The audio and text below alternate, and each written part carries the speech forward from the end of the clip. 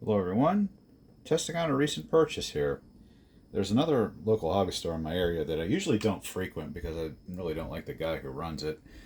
But I noticed he had on his website this rather large Santa Fe 484 with 8 axle oil tender. This is a Pacific Fastmail United. And I've been looking for one for a while, and the price was very realistic.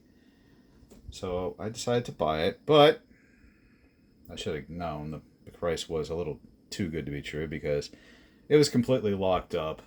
The valve gear was way out of time, and the motor was as dry as the desert.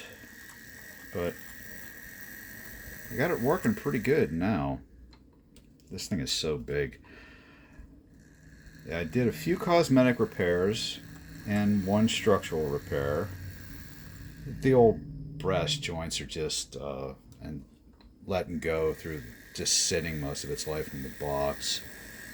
It's got a little bit of tarnish on it, some fingerprints. I was planning on giving this a paint job anyway when I bought it, so I'm not really worried about that. It's all here minus a couple of the brake shoes that look like they were broken off, and the screw and the stub of the brake shoe is still there.